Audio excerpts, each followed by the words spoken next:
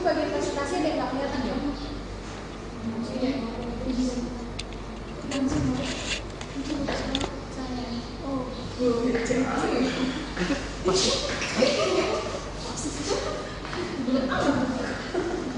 Nah ini kan terangnya udah tadi kan sini. Iya. Apa sekarang udah matahari udah keluar. Oke. Yeah. You can start. Good morning everyone.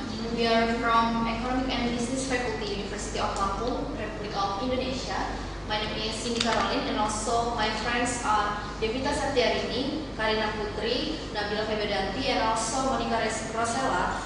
We would like to present about the first session is about introducing Republic of Indonesia. The second session is about history of natural disasters in Indonesia. The third session is about what effort for prevention, reduction, and also mitigation of disaster. And the last session is about what should we do for prevention, reduction, and mitigation of disaster in our country now and henceforth.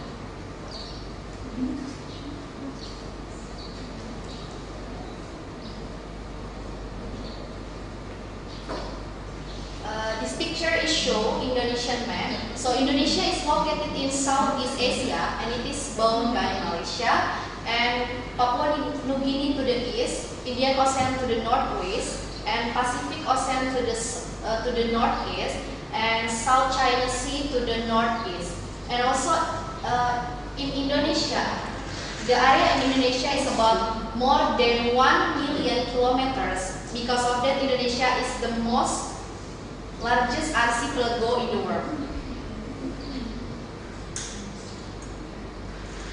So Indonesia is consists of 70,508 islands with 34 provinces and 748 language, 6 religion, and more than 1,000 ethnic. And also the current population in Indonesia is about more than 200 million, and the population density in Indonesia is 144 per kilometers. And then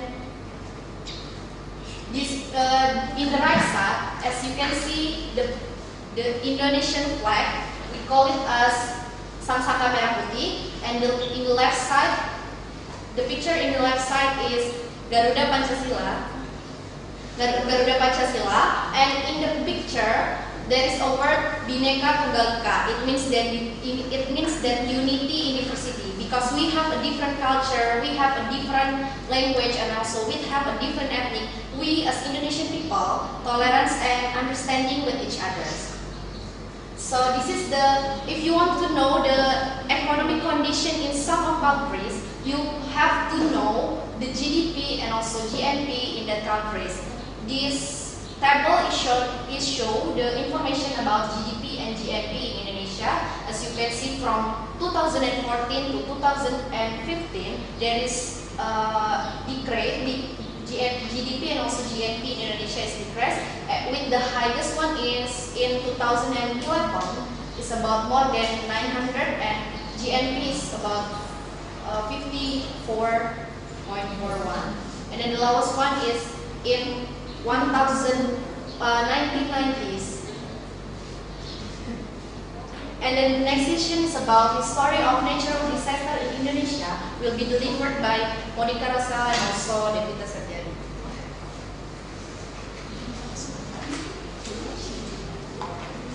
History of natural disaster in Indonesia. Yeah, one by one. These are the disasters that ever happened in Indonesia: tsunami and earthquake, floods and landslide, and forest fires and smoke. First, we come to tsunami and earthquake. The earthquake that caused tsunami happened on 2004 and 2010. 2004 in Aceh and North Sumatra, and 2010 in Mentawai Island. It had gotten many victims, died or injured. On 2016, in Mentawai Island, there happened again earthquake, but there were no victim because the people in Hawaii Island have been practiced to take actions when the earthquake happens. Next.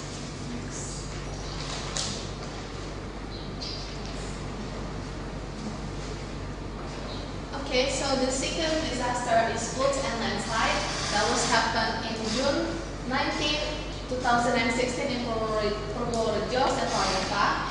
CNN Jakarta, Indonesia reported that at least there was 35 people have killed after the heavy rains. Of 35 people, there was 31 people killed in the landslide, and the rest of 4 died in the flooding, and the additional 25 people still remain missing.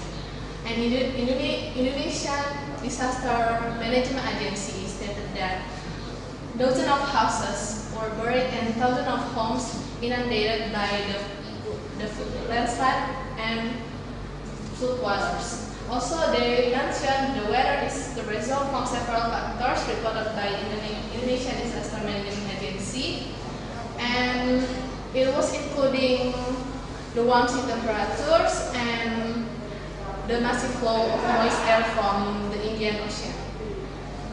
Next.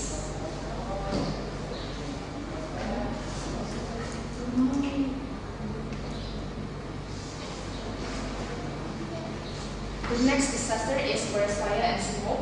The disaster is actually the haze or smoke, but it was caused by forest fire.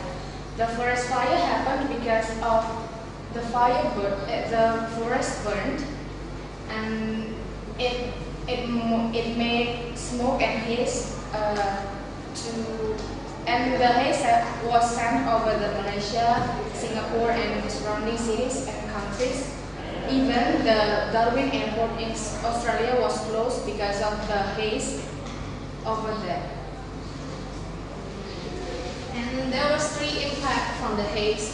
The first one is very common. It is economic activity disrupted. For example, because the haze that sent over to 6 provinces in Indonesia, including South Sumatra, for example, like Palembang, Pempek, Hindi, who complain of dwindling sales due to haze. And the second one, fire is expected to last longer. It was obvious because the phenomenon of El Nino that makes the weather from bad to worse, and it happens in the long run. And the third one is Indonesia's snow sent over Singapore and Malaysia.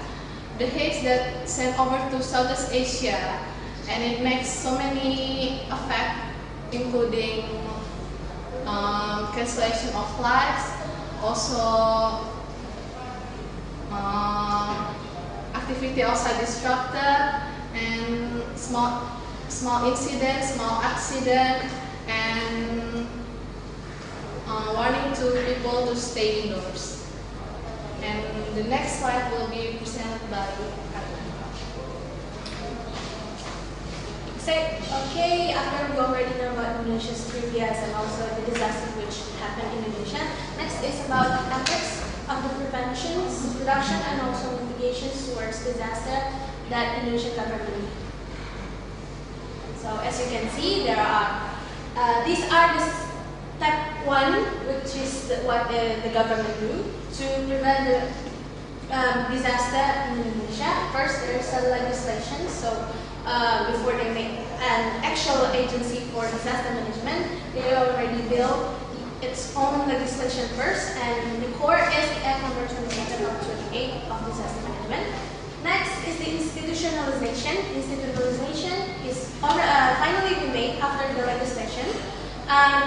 In Indonesia, it's called the Badan Nasional Penanggulangan Bencana, or BNPB, or we can say it's like National Agency for Disaster Management, and it's divided by 3 in national, province, and also in the city level. Next is the funding. After they made the legislations and also the institutionalization, they also finally made the funding, which that will make the agency moves. So basically, it's from the national fundings, and also there is a collaboration and corporations from the international and also local communities. Next. These are the step 2, which is the implementations of disaster management divided by 3. Pre, state of emergency, and post-disaster. The first is pre-disaster, divided by 2, non-disaster situations, which is they make the planning first, and then disaster potential occurring situation, which is the plan that way they will do in case the disaster happens. Next is the state of emergency. So this are the actualization of what they have made in disaster potential occurring situations. And next is the post-disaster, which is including rehabilitations of and reconstructions of the facilities in one country.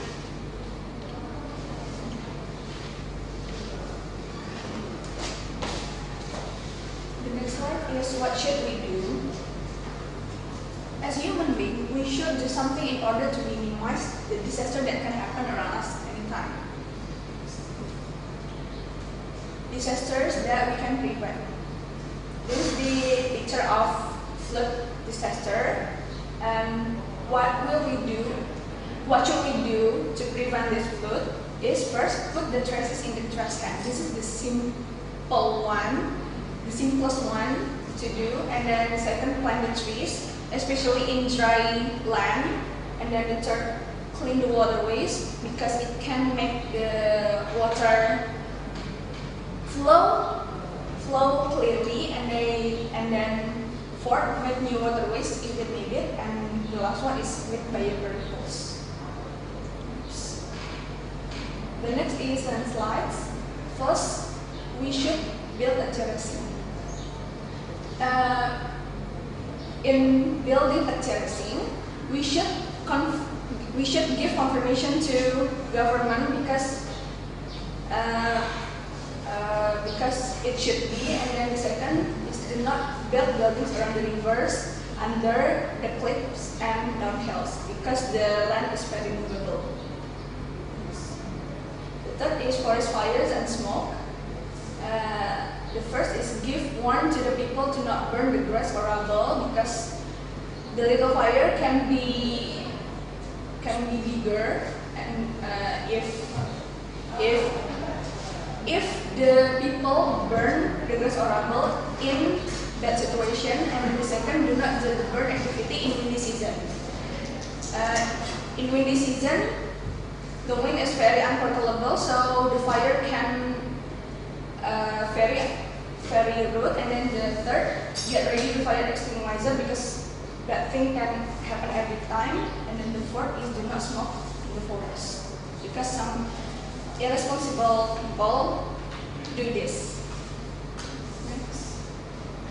The last one is earthquake and tsunami. This is the disaster that we cannot prevent, so we just can anticipate it. First, if you live near the sea, keep watching the ebb and flow of the sea because every ebb and flow of the sea means something. And then the second, beware of rumble sound because it can be the sound that can make the worst thing happen. And then the third is keep an eye of the animal actions because animal have ability that we don't have. Next. This is the effort that can be done by the government. The first, for the earthquake and tsunami, first doing socialization to society, and then the second is telling early warning system devices, and then the third is telling walkie-talkie as communication device. The fifth is telling CCTV near the beaches and as an anticipation to tsunami, and the last is build shelters in areas which prone to earthquakes. And then this is for flood and landslide. First is doing socialization to the society, and then the second, build an infiltration wells, reservoir and water pump. The third is river normalization, and the fourth, doing a simulation with residents. And for forest fires, government can do space development and supervision. The second, regulation settlings. The third, making of prevention and early action procedures to face forest fire. And the last is curbing the illegal occupation. This is the end of our presentation. Okay. Thank you for attention.